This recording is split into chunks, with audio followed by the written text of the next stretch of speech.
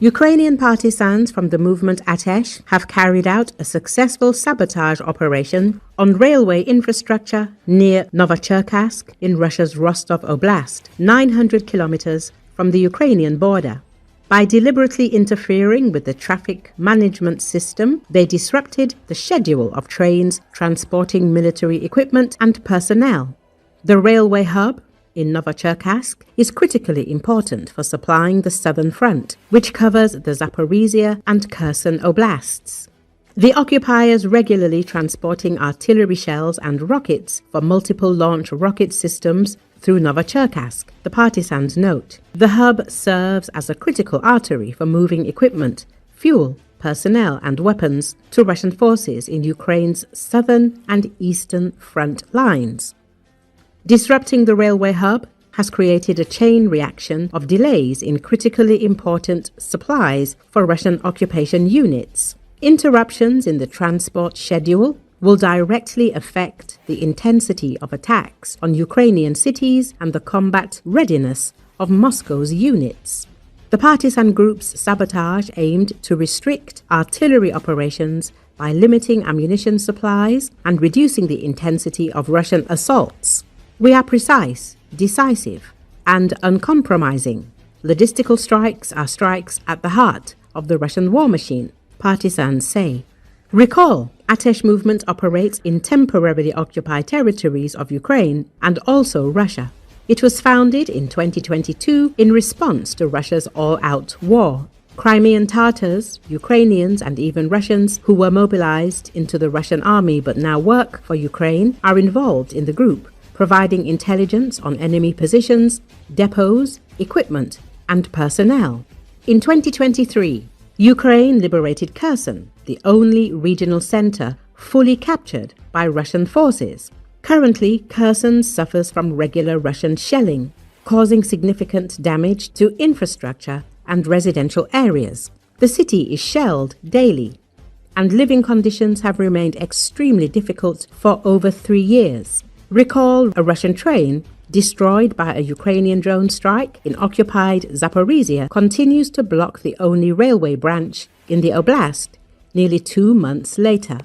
Militani reports that the convoy, which carried fuel tanks, was hit on the 19th of August and has not been removed since. The obstruction severely disrupts Russian logistical operations in the area. This comes amid the ongoing Russo-Ukrainian war.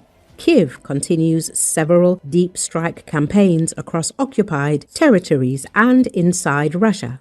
Among the consistent focuses of these operations is Russia's railway transport and infrastructure, given the Russian army's heavy reliance on rail logistics.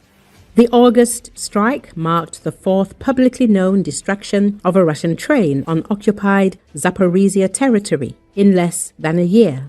The destroyed train remains lodged on the tracks. It has blocked the only rail line in the Russian-occupied part of Zaporizhzhia since the attack.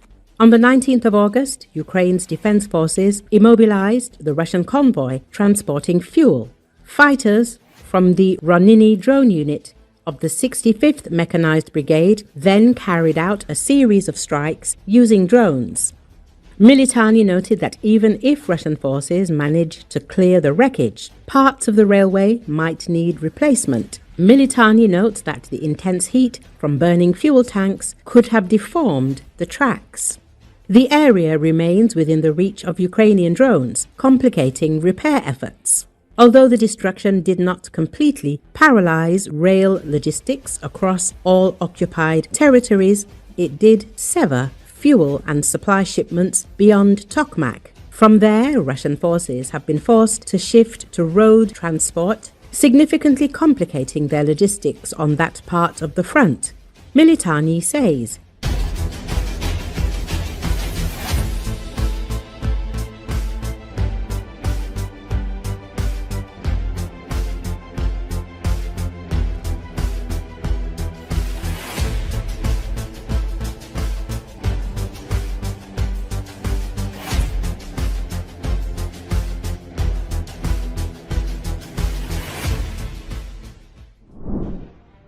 Kremlin propagandist Anastasia Kashevarova announced large-scale purges among war supporters. She claims the Russian dictator has given the go-ahead for these repressions.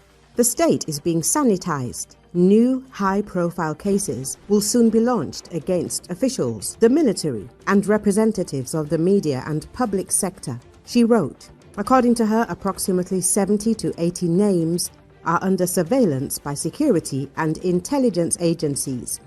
The main charges against these individuals are discrediting Russian troops, embezzling humanitarian aid, and other fraudulent schemes under the guise of aid to the SVO.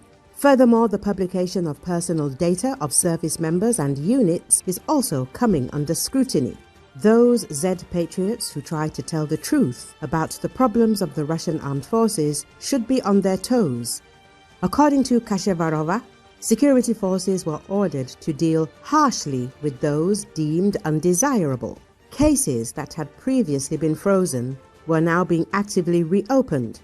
Kashevarova emphasized that the sanctions will affect the public media sector of the SVO, that is, the propaganda camp. Sending someone to the SVO and being labeled a foreign agent won't end the matter. Everything is moving toward a gradual clampdown on free-spirited behavior, the blogger warned. Kashevarova noted the risk that Russian security forces, having received carte blanche to act against Z patriots, will launch a witch hunt. The propagandist spoke carefully so as not to anger the Kremlin, but her message clearly conveyed fear. The Kremlin, which had already cracked down on opposition figures and free thinkers in Russia, has now launched a crackdown on its own supporters. The pressure is gathering momentum, and even ardent Z patriots have begun to be included on foreign agent lists. Earlier, Ukrainian journalist Denis Kazansky drew attention to a telling episode from Russian propaganda. On his Telegram channel, he quoted a Z user who openly complained about Russians' indifference to Putin's war against Ukraine. According to Kazansky, such a reaction is unsurprising. Even within Russia itself, many understand that the war is criminal and shameful. Therefore, participating in it or publicly supporting it is shameful for most. He noted that if the war were a just and defensive one, the public perception would be completely different. The Z propagandist himself, in his channel Pioneer Zaporizhzhia, writes that casualties among civilians and soldiers are accumulating day after day, while civilians remain indifferent in the fourth year of the so-called SVO. He complains that about 80% of Russians continue to live their normal lives, going shopping, making plans for the future, and relaxing in cafes as if the war doesn't exist. According to Kazansky, such confessions once again confirm that Russian society does not perceive the Kremlin-imposed war as its own. Most prefer to distance themselves, and Putin's propagandists' pompous calls for unity and work with hands and minds fall on deaf ears.